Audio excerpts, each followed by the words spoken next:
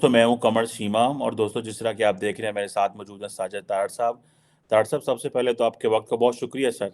My pleasure, Jima sir. Thank you so much. तार साहब, पाकिस्तान के अंदर तो आज प्राइम मिनिस्टर ने वोट ऑफ कॉन्फिडेंस लिया है और जबकि सुनने में आया है कि आज हायर जो चाइनीज़ लीडरशिप है उनकी पाकिस्तान के वज़ीर आज़म से भी बात हुई है, जबकि पाकिस्तान की आर्मी चीफ इस वक्त चीन में बैठे हुए हैं। तार साहब, एक तरफ ये बातें हो रही हैं कि इंडिया जो है उसको तो नेटो मेंबरशिप ऑफर कर रहा है, दूसरी तरफ पाकिस्तान में ये भी चहमगाइयाँ हो रही हैं कि चाइना पाकिस्तान को क्या ऑफर करेगा। और इस वक्त सारे डिफेंस मिनिस्टर जो हैं एससीओ के, शंघाई कोऑपरेशन ऑर्गेनाइजेशन के, वो इंडिया में बैठे हुए हैं और पाकिस्तानी डिफेंस मिनिस्टर और लीडरशिप मुंह सुजा के यहाँ बैठी हुई है।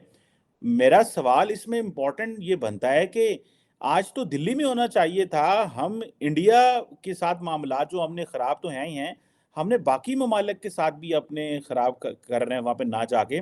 दूसरा तार साहब, ये भी बात चल रही है कि इस वक्त जो पाकिस्तान की जो अपोजिशन है वो उसने मुज़ाकरात तो शुरू कर दिए हैं हुकूमत के साथ, लेकिन कई जगह पे मार्शल लॉ की बातें हो रही हैं, कई जगह पे कुछ हो रहा है। लेकिन एक अच्छी खबर भी है कि पाकिस्तान के जो फॉरेन एक्सचेंज रिजर्व है वो 10 अरब डॉलर पे पहुंच गए हैं। वो पता नहीं कहीं कितने उड़ के आए ने, लेकिन ये है कि वो पैसे जो हैं वो कहीं ना कहीं से हुकूमत ने अरेंज कर लिए हैं। So how do you see this scenario sir? Cheema साहब, आज मैं जाती तौर पे पूछे, आज सुबह से बड़ा एक चीज याद आ रही थी। मैं कुछ ब्रिटिश चीजें हिस्ट्री के बारे में पढ़ रहा था, तो मुझे खासकर विंस्टन चर्चिल की एक बात याद आई कि जो खिलाफ थे इंडिपेंडेंट इंडिया के, act of India, self governing act जो था, तो उसमें उनकी एक स्टेटमेंट थी कि उन्होंने कहा था इनको आजादी देने की, मेरा ख्याल वो फिट पड़ रहा है इस वक्त पाकिस्तान पे, कि इनको आजादी नहीं देनी चाहिए, they can not govern themselves. आज अगर देखा जाए, जिस कौम के ऊपर कैम्ब्रिज, हार्वर्ड, कोलंबिया, इनकी डिग्रियां काम ना कर रही हूं, जिस कौम के ऊपर उनकी वो जिस पे, और फिर उस पे मुझे इलामा इकबाल का वो शेर याद आ जाता है कि मर्दे नादा पे कलामे नरमो नाजिक बेअसर। आज देखें, आज प्राइम मिनिस्टर साहब ने स्पीच की कि 8 मिनट में 8 जमानतें, और हमारे साथ सुतेली मां वाला रवैया। दूसरे सियासतदानों को कहा जा रहा है कि आपस में बैठकर बात करें, और खुद दो जज जो दोनों फॉरेन ग्रेजुएट हैं, जो पैदा ही पाकिस्तान को रूल करने के लिए हुए थे, एच ई सोनियन, मेरा मकसद ये था, एच ई सोनियन है, एच ई सोनियन से, एच ई कॉलेज से सिर्फ वही बच्चे ग्रेजुएट होते हैं जो पैदा होते हैं पाकिस्तान को रूल करने के लिए, क्योंकि वो ब्रिटिश एजेंटों के ग्रैंड किड्स होते हैं, जो those have served there masters before partition. तो आज अगर वो, मेरा मकसद है कि उनके ऊपर उनकी डिग्रियां भी नाकाम है, और दूसरों को वो एक ही केस बीमार हो गया ना जी, उनका बीमार सारे केस जिनके जिस सजाए मौत, जो फांसियां हो रही, सारे केस कहते बंद कर दो, मैं मेरी तबीयत बुखार है, मेरे सर को दर्द है, लेकिन एक केस नहीं है, वो नहीं बंद करना, ये कल की प्रोसीडिंग, एक केस है उसको सुने, जिसमें मेरा पर्सनल इंटरेस्ट है, जिसकी मेरी सास साहबा का इंस्ट्रक्शन आ चुकी है, जिसमें मेरी फैमिली मुझे सपोर्ट कर रही है, उस केस को भी नहीं छेड़ना। और आज फिर चीखे अपना हमारे वजीर आजम साहब, उन्होंने कहा 8 मिनट में 8 जमानते हैं, और हमारे साथ सुते। और ये देखें, ये हालात सिर्फ एक डिपार्टमेंट का है, पाकिस्तान का हर इंस्टीट्यूशन मॉरली बैंकरप्ट हो चुका है, मॉरली बैंकरप्ट, स्वाय पैसों के, रिश्वत के, फ्रॉड के, 2 नंबरी के, कुछ भी नहीं, कुछ भी नहीं। विंस्टन चर्चिल, आज मेरा मकसद उसकी थ्योरी 76 साल पहले उसने कहा था, they are not able to self govern themselves, बिल्कुल फिट पड़ रही है उनका, बिल्कुल 100%। अब फॉरेन पॉलिसी पे आते हैं, बिल्कुल फॉरेन पॉलिसी भी उसी तरह है। भारत जाने से डॉलर नहीं मिलेंगे इसलिए नहीं जा रहे, भारत से रिलेशनशिप अगर ठीक कर लें तो उससे, उसमें डॉलर इन्वॉल्व नहीं है तो नहीं होगा। लेकिन आज मैं ये एक बात जरूर, आज एक बड़ा पॉइंट जो जिस तरफ आगे दुनिया जा रही है, इस वक्त इस रीजन के अंदर 2 ताकतें, 3 ताकतें जो है वो इंटरनेशनल वर्ल्ड स्टेज के ऊपर अपनी पोजीशन के लिए ट्राई कर रही हैं। 3 ताकतें इस रीजन में, भारत, चाइना एंड रशिया, तीनों। इन्होंने हिस्ट्री को चेंज करके रख दिया। हिस्ट्री को चेंज इसलिए करके रख दिया, चाइना की तरक्की का सीक्रेट था कि 50 साल उन्होंने किसी कॉन्फ्लिक्ट को, जंग में हिस्सा नहीं लिया, लेकिन now they are flexing their muscles. आज जो अमेरिका पिछले 250 साल से कर रहा था, आर्बिट्रेशन, लीडरशिप, लोगों के पकड़ कर लाना, इजराइल और मिस्र का कराना, आपस में मुआहदा कराना, इब्राहिम अकॉर्ड कराना, आज वो रोल चाइना ले रहा है। आज चाइना जो है वो यूक्रेन का मसला भी हल कराने के बारे में सोच रहा है। ईरान और सऊदी अरेबिया का 1000 साल पुराना मसला हल कराया उन्होंने, बल्कि फलस्तीन और इजराइल का मसले के बारे में दे आर इंटरेस्टेड। अब ये जब दुनिया के साथ करा रहे हैं तो साथ एक और भी चीज हो रही है, जो आपने खुद ही अपने इब्तदाइये में कहा है कि इस वक्त उनके defence ministers they are in India. 12 session हुए हैं उनके चंद दिनों के अंदर, डायलॉग आपस में हुआ है, उसमें से कोई ब्रेक थ्रू नहीं हुई, लेकिन पॉजिटिविटी निकली जरूर है। मेरा एक क्वेश्चन है, ये मेरे जो लूटर भाई हैं सारे पाकिस्तानी, जो अपनी भारत की दुश्मनी बेचते हैं चाइना के सामने ले जाकर, अगर इंडिया और भारत एक दूसरे के साथ ठीक हो गए तो आप कहां जाएंगे? आप कौन सी पार्टी से को ब्लैकमेल करोगे भाई? आपके बच्चे तो लंदन में भूखे मर जाएंगे, फिर डॉलर किस तरह पहुंचेंगे उनको, पाउंड किस तरह पहुंचेंगे उनको? यहां पे टोरंटो के अंदर जो मेंशंस है आपके, वो किस तरह चलेंगे आगे? आपको सोचना चाहिए, आज बैठ के सोचना चाहिए, क्योंकि they are talking about it. सबसे पहले तो बात यह है, मैं एजाज चौधरी साहब की बात, हमारे जो एक मिनिस्टर थे, उनकी बात मैं नहीं बिल्कुल भूल सकता।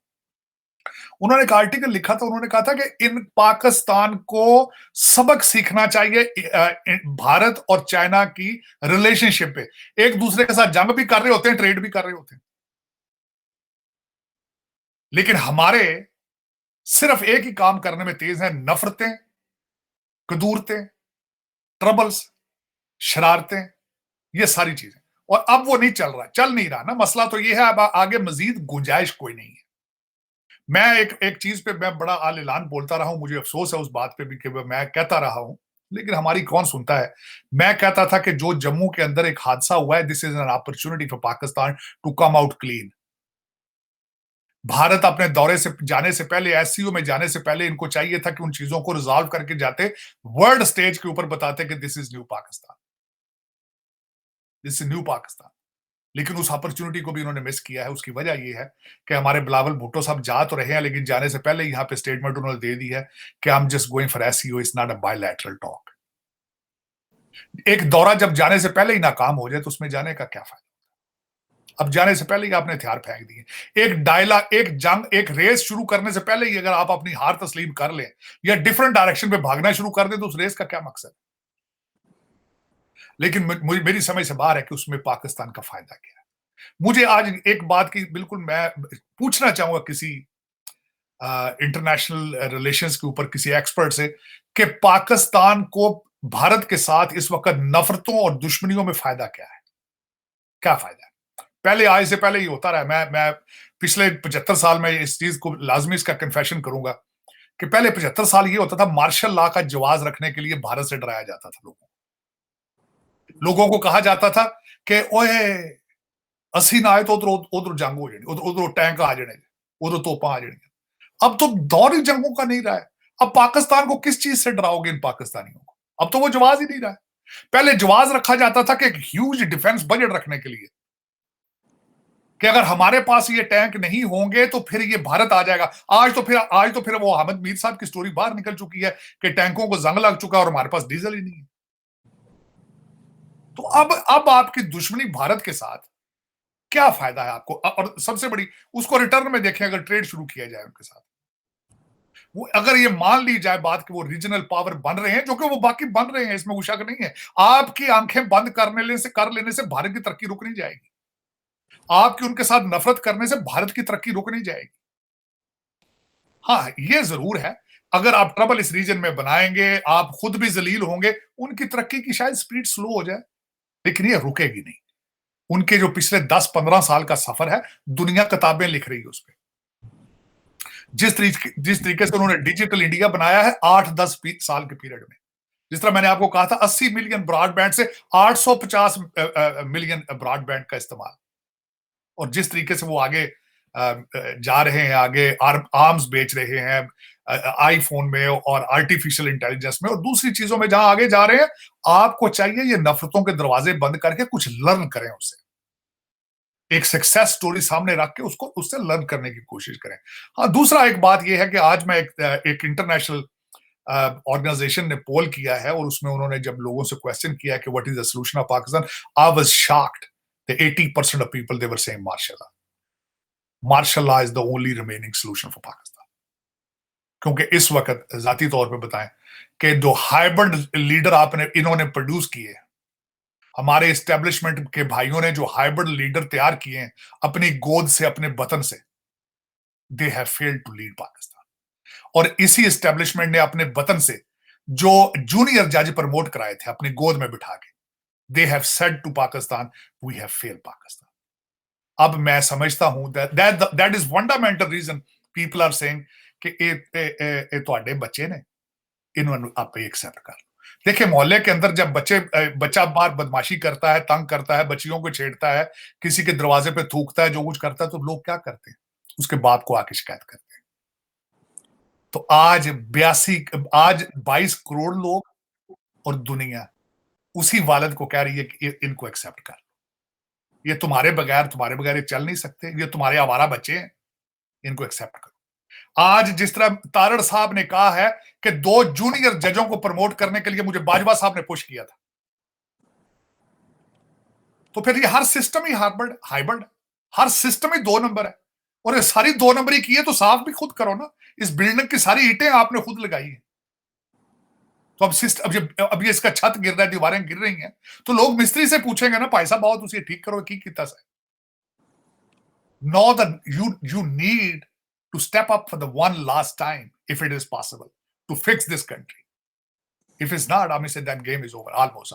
Game is almost over. उसकी वजह ये है कोई इदारा ऐसा नहीं बचा जो गंदा नहीं है, कोई ऐसा इदारा नहीं है जिस पे लोगों का एतमाद हो कि ये हमें बचा सकता है, कोई इदारा नहीं। एक सिंगल इंस्टीट्यूशन इस वक्त पाकिस्तान में मौजूद नहीं है जिसके ऊपर ये 22 करोड़ लोग या दुनिया उम्मीद रख सकती हो कि इसकी वजह से पाकिस्तान बच पाएगा। हाँ, टूटे फूटे हैं लड़के बच्चे, जो ऐसे बच्चे जमूरे कई इस वक्त फिर रहे हैं जो बेरोजगार हैं और उनके हाथों में स्मार्टफोन है और ट्विटर के 50-50 अकाउंट है और एक दूसरी दुनिया में रह रहे हैं। बिल्कुल उस्मान बुजदार को दोबारा वो प्राइम मिनिस्टर चाहते हैं बनना, उस तरह के कई लोग हैं नजर आ रहे हैं। और उनके बारे में जो सर्वे आया है कि बड़े शहरों के अंदर लोअर मिडिल क्लास और अनएम्प्लॉयड बच्चे जो है और कई अमीर लोगों के बिगड़े हुए बच्चे जिनको एक्टिविटी चाहिए, जिनकी शुरू एक्टिविटी शाम 7 से होती है, शुरू सुबह 9 बजे तक फारग होते हैं बैठे, वो सारे के सारे कहते हैं कि जिंदा पीर हैं और वो कहते हैं अब करबला नहीं होने दिया जाएगा। नौज बिल्ला, मेरा मकसद है इनको ये नहीं पता कि इस तरह की बात करना भी गुनाह है। कंपैरिजन करते हैं इसका पता नहीं किस किस के साथ। एक चीज का मुझे दुख है, कहते हैं ये कायदे आजम से भी ज्यादा पॉपुलर है। कहा कायदे आजम और कहा ये अभी तो 2 महीने 4 महीने पहले उनकी वाहियात किस्म की ऑडियो लीक हुई थी मियां वाली के खातून के साथ। कुछ शर्म किया करो कि किन चीजों को किन के साथ मिला देते हो। उनकी एक बच्ची है बगैर शादी के जिसको ओन ही नहीं कर रहे। सिविलाइजेशन अमेरिका के अंदर मैं बता रहा हूं, 36 साल से हूं मैं, अपने बच्चे को एक्सेप्ट ना करना, यहां से कहते हैं you are not man enough, you are not accepting your responsibility, you have brought a child in the world, अब उसके तुम बाप नहीं बन रहे, उसके खर्चे नहीं बर्दाश्त कर रहे। तो फिर ये जब वेस्टर्न सिविलाइजेशन के अंदर उसको बुरा समझा जाता है तो आपके तो गुंजाइश ही कोई नहीं है। तस्बीह हाथ में पकड़ने से आप अमीरुल मोमिनीन थोड़ी बन सकते हैं, बल्कि ज्यादती है इस लफ्ज के साथ कि आप रियासत मदीना और अमीरुल मोमिनीन के भी लफ्ज आप खराब करते हैं। लेकिन चीमा साहब, इस वक्त अगर देखा जाए तो China India they are very close to the breakthrough in the future. मैं समझ रहा हूं क्योंकि उन दोनों ने देख लिया है कि आगे अगर दुनिया की लीडरशिप चाहिए तो कॉन्फ्लिक्ट नहीं है, टेबल टॉक से होगा, बायलैटरल टॉक से होगा। अगर समझ नहीं आ रही तो हमें नहीं आ रही। मैं समझता हूं बिलावल भुट्टो साहब को चाहिए था कि इस चीज अपॉर्चुनिटी से फायदा उठाते, पाकिस्तानी गवर्नमेंट अपने आप को साफ करती, वो जो कुछ जम्मू के अंदर हुआ है अपॉर्चुनिटी इसको समझ के, और भारत के साथ रिलेशनशिप ठीक करते और वहां से लर्न करने की कोशिश करते, कॉपी करने की कोशिश करते। नफरतें और दुश्मनियों में आपने अपने आप को जो घर को जला रहे हैं, ये ज्यादती, बहुत सख्त ज्यादती। आपसे तो बांग्लादेश भी बहुत आगे जा रहा है, बल्कि अफगानिस्तान के लॉ एंड ऑर्डर के हालात भी बेहतर है, इकोनॉमी भी आपसे बेहतर है। यू आर टचिंग द, वो कहते हैं पस्तियों की, आप पस्तियों से नई नई उसकी जो है गहराइयों में जा रहे हैं। अब आपको लोग गाना, सोमालिया और इस तरह के लफ्ज आपको देना शुरू हो चुके हैं। अगले दिन जो पाकिस्तानी पासपोर्ट की रेटिंग आई है, नीचे से आप तीसरे चौथे नंबर पर हैं और एग्जैक्टली मैं हैरान हूं, यमन भी आपसे ऊपर था मैं अगले दिन जब रेटिंग देखी। तो जब यमन से भी आप नीचे जा चुके हैं तो आपके पास मेरा कितने चांसेस रह चुके हैं। 75 साल बहुत बड़ा पीरियड, 76 साल होता है चीमा साहब। लेकिन इस कौम ने 1947 से मजाक शुरू किया। 1947 मैं कल एक इवेंट में था, तो मैंने अपनी स्पीच में ये कहा है कि आप जहां आप अभी भी 1947 में खड़े हैं। वो किस तरीके से 1947 में जो पहला डेलीगेशन 1947 के बाद अमेरिका आया, वो भी कर्जा मांग रहा था। $2 बिलियन उन्होंने मांगा था। आज भी आप कर्जे मांग रहे हैं। नहीं, उन्होंने इमदाद मांगी थी। आज भी आप इमदाद और कर्जे मांग रहे हैं। आप 1947 से आगे चल ही नहीं सके। आपने पाकिस्तान बनाए ही नहीं, बनाए ही नहीं। और ऐसी ऐसी ज्यादतियां, ऐसे ऐसे लोगों को आपने लीडरशिप में लेकर आए हैं कि मैं उनकी पढ़ता हूं तो वो बेसिक कॉमन सेंस नहीं थी उन लोगों के अंदर। नेशनलिज्म तो बहुत बड़ी बात है। और मैं मिन्नतें कर करके मार गया हूं कि Nations can not survive without nationalism. पता नहीं इन पाकिस्तानियों को पाकिस्तान से मोहब्बत करना किसने सिखाना है, पता नहीं। बाहर से जाएगा वो, अपने बच्चे बाहर छोड़ आते हैं, फिजिकली डाका मारने जाते हैं, डाका मार के निकल आते हैं। पता नहीं ये प्रोसेस कौन रोकेगा, इस सफर को कौन रोकेगा। मुझे अगले दिन किसी ने बताया कि हमारे सिटिंग जज साहब है, सिटिंग जज साहब कहते हैं उनके पोते और दोते की सालगिरह भी वॉशिंगटन डीसी और लंदन में मनाई जाती है। मैं हैरान हूं कि दिन दिहाड़े डाके वारदातें इतनी दलेरी से करते हैं। जमीर तो बहुत, खौफे खुदा नहीं है, कोई जमीर नहीं है, कोई कुछ नहीं। और पता है लोगों को, पता है लोगों को। इस वक्त आधे जजों के तो वो आपके जुडिशियल काउंसिल में इनके खिलाफ रेफरेंस हो चुके हैं, लेकिन कोई परवाह कौन पूछे इनको। वो कहते जंगल के बादशाह अंडे दें, बच्चे दें, क्या फर्क पड़ता है इनकी। मैं कहता हूं इनकी अपॉइंटमेंटों के बारे में आपका मीडिया क्यों खामोश है।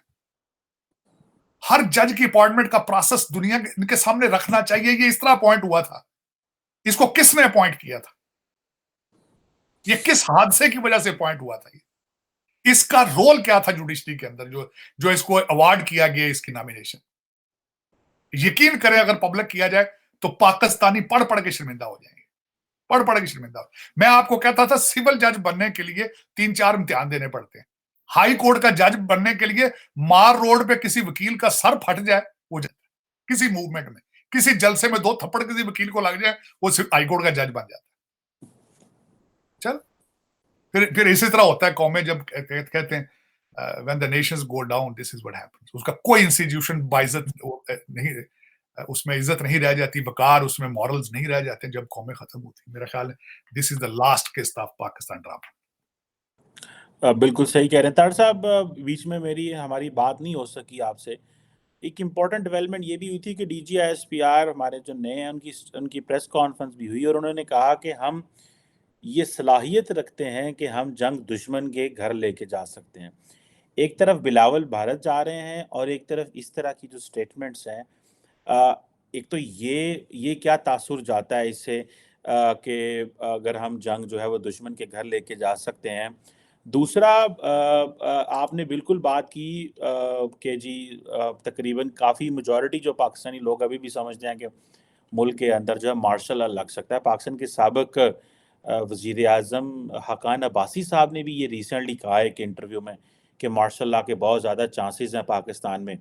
दूसरी तरफ इस्टेब्लिशमेंट जो है वो ये कह रही है कि हम जो है वो सियासत से बाहर हैं, लेकिन ऑडियो लीक्स भी पाकिस्तान में जो है वो हो रही हैं और अपनी मर्ज़ी से जजों के हवाले से भी बातें हो रही हैं। तो आपको क्या लगता है कि ये जो नए DGISPR की बात करना कि हमारे लिए सारी पॉलिटिकल पार्टीज़ बराबर हैं और इंडिया के हवाले से ये बात करना, और फिर उससे पहले अगर आपको याद हो कि हामिद मीर ने जो कहा है कि बाजवा साहब कहते थे कि हमारे जो टैंकों को जंग लग गया है, ये रस्टेड टैंक्स हैं, आप इंडिया से लड़ भी नहीं सकते। सो ये जो सिनेरियो है कि एक तरफ इंडिया से लड़ नहीं सकते, दूसरी तरफ जंग इंडिया के घर में ले जाएंगे, और तीसरी तरफ ये मार्शल लॉ की ये जो बातें पाकिस्तान की पॉलिटिकल क्लास ने तेज़ी से करनी शुरू कर दी हैं। आपको लगता है कि ये अगर सियासतदान और ने अपनी चीज़ें सेटल ना की, जुडिशरी ने इन्वॉल्वमेंट बंद ना की, तो चीज़ें जो हैं वो और तरीके से जा सकती हैं? और ये ख़ास तौर पे ये बताइएगा कि बिलावल के जाने से पहले ये स्टेटमेंट का क्या इम्पैक्ट पड़ सकता है बिलावल जब जाते हैं इंडिया? मेरे ख्याल में जो जितनी स्टेटमेंट ये दे रहे हैं उस दौरे की वजह से अब इनको जाना ही नहीं चाहिए मेरे ख्याल में। उसकी वजह ये कि हमें कौम का पेट्रोल जाया करेंगे, कौम के पैसे जाया करेंगे। मैंने बताया जब रेस शुरू होने से पहले हथियार फेंक दिए जाए कि नहीं जी हमने तो रेस लगानी ही नहीं, तो क्या फायदा है। अब सिर्फ वहां पे इन्होंने खाबे खाने जाना है तो वो इधर ही खा लें, कहीं बैठ के खाना शाना खाना है। जाने से पहले आप खुद कह रहे हैं कि बायलैटरल डायलॉग के लिए नहीं जा रहे हैं, ठीक है जी। तो फिर वहां जा कह रहे हैं, आप ऑफर क्या कर सकते हैं, आप ले दे क्या सकते हैं, कुछ भी नहीं कर सकते। कर्जा लेने जा रहे हो, एससीओ वाले वो पैसे देंगे, चंदा मांगने जा रहे हो, वहां पे करने क्या जा रहे हो, जब जाने से पहले ही कह रहे हो कि बायलैटरल, और जाने से पहले ही आपका स्टेट पूरी गवर्नमेंट अगर ये कह रही हो कि हम जंग उनके घर ले जाएंगे, यार को खुदा का नाम लो, 21st सेंचुरी में अब जंगों का दौर है। पहले भी आपकी 4 जंगें चंद चंद घंटे होती रही हैं। हिस्ट्री बताएं लोगों को, 4 जंगें, वो तो कहते हैं अब चारों जंगे आ रहे हैं, मैं नहीं कह रहा, लेकिन वो चारों जंगें कुछ घंटों में थी, इस्लाम गुजादा से बाज और कई चीजें हो जाती थी। लेकिन मैं बात ये कर रहा हूं कि अब ये दौर रह चुका है जंगों का कि हम उनके घर जंग ले जाएंगे। जंगों से हासिल क्या हुआ है आज तक, मुल्क के 2 टुकड़े करा लिए। देखें, सोचें जरा, कारगिल की हालत देख लें। मैं नहीं ये कह रहा, लोग कह रहे हैं कि आपसे लाशें नहीं उठाई आपने अपने फौजियों की, मैं नहीं कहता ये, अगर उस जंग के हालात ये हैं और उधर से भारत वाले आपकी लाशें आपको भेजते रहे वहां से बाद में, जो लाशें छोड़ दी गई थी वहां, अगर इस तरह की जंग करनी है वहां उनके लेके जाने की, क्या जंग है यार।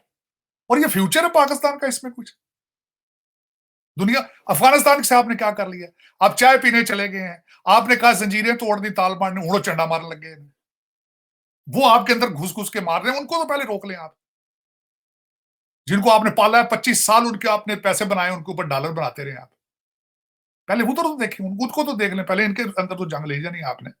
इनके लिए तो आपका, मेरा मकसद मैंने आपको अर्ज किया था पहले कि भारत के साथ जंग और भारत के साथ नफरत तो कारोबार है हमारे लिए, पैसा है ना उसके लिए, पैसा है उसके साथ इन्वॉल्व। इस सोच से आगे निकलना होगा तो पाकिस्तान तरक्की कर सकेगा। ये सोच से पता नहीं किस तरीके से निकलना है, मेरी समझ से बाहर है। आईएसपीआर की जो भी आके ये प्रेस कॉन्फ्रेंस करता है, वो प्रेस कॉन्फ्रेंस भी सियासी होती है, क्योंकि वहां पे बैठ के 70% क्वेश्चन तो सियासत के बारे में होते हैं। तो फिर वो सियासी ये किस तरीके से कह सकते हैं कि हम सियासत से निकल गए हैं, जबकि सारी सियासतदान आपने खुद पाले हैं, आपके बच्चे हैं छोटे, ही एजेंसियों की पैदावार है सारी सियासी पार्टियां आपकी। पाकिस्तान के अंदर आपकी इन्वॉल्वमेंट आज भी चिड़िया पर नहीं मार सकती इनकी मर्जी के बगैर, फिर आप किस तरह कहते हैं हम सियासत के बगैर। जज आप मैनेज करते हैं, जज आप अपॉइंट कराते हैं, यकलख तब कहते हैं कि हमने सियासत छोड़ दी है। इसको मैं ये समझता हूं, मेरे बड़े भाईजान एस्टेब्लिशमेंट साहब, आपको चाहिए आहिस्ता आहिस्ता करें, आहिस्ता आहिस्ता आहिस्ता, ये लिख के पीएम हमारी काकूल एकेडमी के अंदर ब्रेन वॉश उनको करें कि खुदारा सियासत में नहीं जाना, हाँ, लेकिन आहिस्ता आहिस्ता आहिस्ता, otherwise you won't be able to survive. अब जो कुछ हो रहा है ना, वो पहले एक बना था, क्या कहते थे जी, वो एमक्यूएम का ग्राउंड जीरो, क्या 90, अब वो 90 लाहौर शिफ्ट हो चुका है। आप ये चाहते हैं हर शहर के अंदर एक 90 बने, फिर ये तरक्की की आपने, पहले एक 90 था, अब 2 बन गए हैं, और इसके आप इसके जिम्मेदार हैं। जनरल जहीरुल सलाम से पूछे ना, वो किधर गए भाईजान, आओ ना भाईजान अपनी प्रोजेक्ट। हमारे वो जो लाला सहराई थे बावलपुर वाले, उनसे कहना आए, बाजवा साहब को कहें सर आपकी प्रोडक्ट है, वो चीखें आज प्राइम मिनिस्टर को, कहते 2018 के जो इलेक्शन में आपने फ्रॉड किया है, वो क्या बीआरडी जो सिस्टम आपने डाउन किया था, उन लोगों को आज सजाएं देना, आज आप कहें ना सियासत से हम निकल गए, लेकिन हाँ, सियासत से आपने निकलना है, उन लोगों का एहतसाब करें जिन्होंने कौम तबाह की है। वो आपके जो भाई यूनिफॉर्म के अंदर थे जिन्होंने पाकिस्तान तबाह किया है, उनको सामने लेकर आए कौम के, फिर पता चलेगा आप सियासत से निकल गए आप। वो कहते हैं गल्ला करन सुखाड़ियां जो होण पराइयां, ये इस तरह ये बातों से नहीं जाएंगे, ये कहते हैं ये लातों के भूत बातों से नहीं मानेंगे, इनको सख्त जब तक हाथ नहीं डाला जाएगा, ये आपके कंट्रोल में नहीं रहेंगे, आपके कंट्रोल में आ ही नहीं रहे हैं। आपको भी पता है, आपको भी पता है कि किस तरीके से आपका सारा दिन, ये मेरा मकसद है, आपको ट्रोलिंग करते हैं, जिधर जाते हैं नारे क्या लगाते हैं, ये मेरा मकसद है, ये आपकी प्रोडक्ट है, आपको ओन करनी पड़ेगी। और दूसरा, खुदारा इस चीज की इसको समझने की कोशिश करें कि भारत के साथ रिलेशनशिप आपका नेशनल इंटरेस्ट है, ट्रेड आपकी जरूरत है भारत के साथ, भारत के साइड आपको सॉफ्ट बॉर्डर करने होंगे, आपको रिलेशनशिप उनसे ठीक करने होंगे, तो तरक्की पे तवज्जो देंगे। आपको इस वक्त जरूरत डिजिटल पाकिस्तान बनाने की है, आपको वहां टैंकों का जंग ठीक करने की आपको जरूरत नहीं है इस वक्त। और डिजिटल पाकिस्तान तभी बन सकता है जब सुख और शांति होगी। आपने हर मौके पर हर पार्टी ये कह रही है ओवरसीज पाकिस्तानी आएंगे, दूध की नहरें यहां चलेंगी, लेकिन ओवरसीज पाकिस्तानी सिर्फ एक वाहिद शक्ल में जा सकते हैं जब वहां पे अदालतें इंसाफ दें, वहां जब जज जो है मेरिट पर रखे जाएं, वहां जब लॉ एंड ऑर्डर के हालात ठीक हो। जिस मुल्क के अंदर 262 दहशतगर्दी के हमले एक साल में हो, वहां लोग वहां से भागते हैं, लोग वहां इन्वेस्टमेंट नहीं करते। और इसका पता ये समझे, इनको समझाएगा कौन, मेरी समझ से बाहर।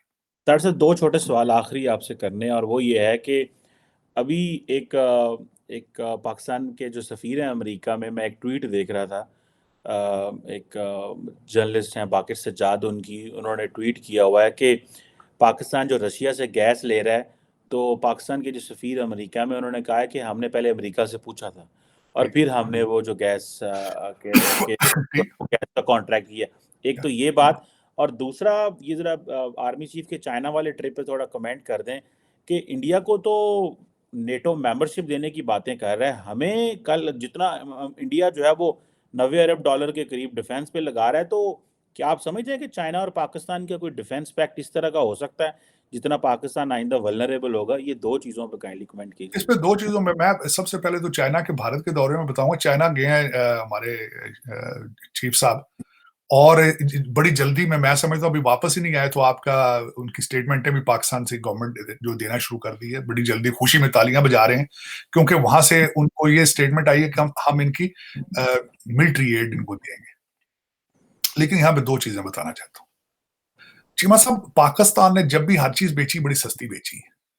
मैं उसकी एक मिसाल देना चाहता हूँ। परवेज मुशर्रफ साहब यहाँ अमेरिकन के ही कहते हैं कि जब हमने शर्तें रखी थी परवेज मुशर्रफ साहब के सामने, तो वो हम समझते थे इसमें से कुछ रिजेक्ट करेंगे, कुछ एक्सेप्ट करेंगे। परवेज मुशर्रफ साहब ने सारी एक्सेप्ट कर ली थी, क्योंकि हमें आदत है कि हम सस्ती बेचते हैं हर चीज। चाहे उधर नेटो की मेंबरशिप, चाहे सिक्योरिटी काउंसिल में permanent seat, they have aim high. उनकी जरूरतें भारत के लिए, हमारी जरूरतें लंदन के लिए, हमारे बच्चों के लिए, हमारे बच्चों का मुस्तकबिल डॉलरों में। अब ये दो चीज, आपका क्या ख्याल है? चाइना को नहीं पता इस चीज का?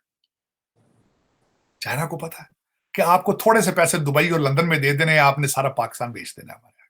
मुझे सिर्फ एक क्वेश्चन करना चाहूंगा। 26 बिलियन डॉलर आपने खा के अमेरिका में पिज्जे बनाए हैं, आपका क्या ख्याल है? चाइना को नहीं पता सारा? आपको, आपका क्या ख्याल है? रोते चीखते हैं वो हमारे आपके सामने कि उन्होंने मुराद सईद का वीजा बंद कर दिया था, नहीं देते थे उसको, इतनी नफरत थी। और मैं सबसे बड़ी बात बता रहा हूं, मैंने कल यहां आर्टिकल पढ़ा है कि इस वक्त जो आर्मी चीफ गए उनके ऑब्जेक्टिव्स क्या है। उनको अच्छी वार्म वेलकम दिया, लेकिन सबसे ज्यादा उनके सामने जो गिले शिकवे किए जा रहे हैं, वो सी पैक की नाकामी के गिले शिकवे किए जा रहे हैं। तो जब उन्हें पता है इस बात का कि आपकी क्या हालात हैं, आपका माइंड सेट क्या है, आप पाकिस्तान के लिए कुछ नहीं चाहते। आप जब भी किसी गवर्नमेंट के सामने बैठे हैं दूसरे मुल्क के, आपने पाकिस्तान के लिए कुछ नहीं मांगा, आपने ये मांगा है कि दुबई और लंदन में क्या दोगे। उन्हें भी पता है सारा। और इस वक्त मैं जो मैं कंपैरिजन खास कर देखें, दो चीज, एक चीज और भी आपके मुस्तकबिल के लिए बड़ी जरूरी है कि भारत के साथ कंपैरिजन छोड़ना होगा, क्योंकि रियलिस्टिक नहीं।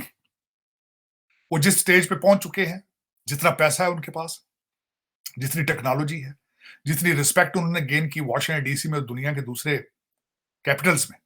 आप मुझे ये बताएं, आप रशिया के तेल की हम बात कर रहे थे, अमेरिका को उन्होंने बावर करा दिया कि हमारे बगैर तुम जीरो हो, लेकिन साथ रशिया से तेल भी ले रहे हैं, साथ रशिया का वजीर खारजा भी वहां फिर रहे हैं।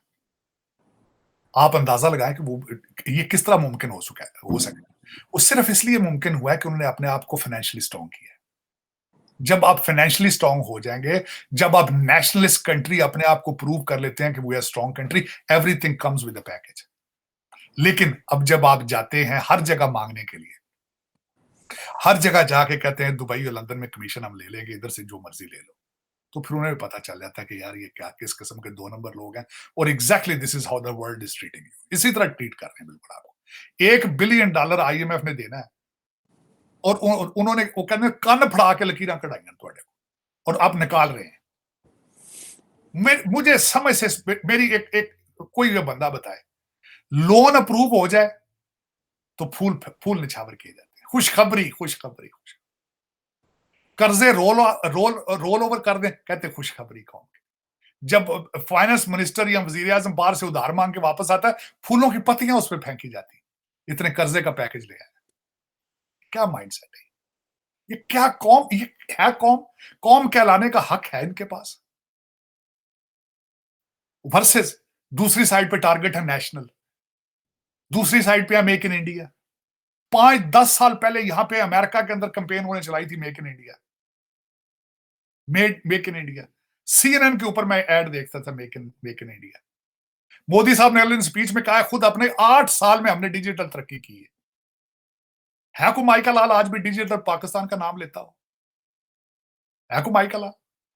है हमारे अमीरुल मोमिनीन ने आज तक कहा हो कि मैं फलां जगह पे इस तरह डिजिटल यूनिवर्सिटी बनाऊंगा, वहां मैं कंप्यूटर लैब बनाऊंगा, मैं इतने बच्चों को ये कंप्यूटर सिखाऊंगा, मैं इतने को? लोग कहते हैं नहीं। ओवरसीज डॉक्टर आएंगे, पाकिस्तानी भी नहीं कहते उल्टे, कहते ओवरसीज डॉक्टर आएंगे, यहाँ दूध की नहरें चले। वाह भाई वाह। ये वो बंदा कहता है जो हार्वर्ड ग्रेजुएट, नो, जो ऑक्सफोर्ड ग्रेजुएट, उस बंदे को यही नहीं पता कि ये कैसे ब्लंडर कर रहे हो यार। पहले कटे दे रहे थे, मुर्गियां कहते थे पालो, और ऑक्सफोर्ड भी तालीम, ऑक्सफोर्ड वालों को पता चले तो शायद होता ऑक्सफोर्ड भी बंद कर देंगे कि हमारे ग्रेजुएट इस तरह के ब्लंडर करते हैं जाके। मैं हैरान होता रहता। मैंने बताया ना कि चीमा साहब, जिन लोगों के ऊपर ऑक्सफोर्ड, कैम्ब्रिज, हार्वर्ड की ये एजुकेशन फेल हो जाए, ये बड़ा पॉइंट है सर, कि उनको क्या करेंगे? उनको कहां लेकर जाएंगे? और मैं मजे की बात है, जो अब इस वक्त जो हमारे चीफ साहब है, मैंने अगले दिन देखा 58 की पैदाइश है, 1958, he was born in 1958, he is 6 years older than I am। और एचिसन, कोलंबिया, और उसके बाद कैम्ब्रिज। वाह भाई वाह भाई वाह। इस पे तारीखें आ जा सकती हैं चीमा साहब, और इसके ऊपर कुछ नहीं हो सकता। वो तो सोटियां ना लड़ देनी और डांगा ना और एक दूसरे के साथ बैठ के बात नहीं कर। ये भी नहीं सिखा सका कैम्ब्रिज कि you sit on a table and talk, listen to others and value their and think about it, value their opinion. इतना भी नहीं सिखा सके वो। तो दूसरी कौम क्या करेगी? दूसरी कौम वही कर रही है जो करना चाहिए। वो बिल्कुल कहते जमानत पार्क पे बाहर बैठे खाबे चल रहे हैं दिन। बच्चियां भी जा रही हैं, बच्चे भी जा रहे हैं। वो तो बल्कि वहां पे तो डेटिंग हो रही सारी, डेटिंग कैंप है।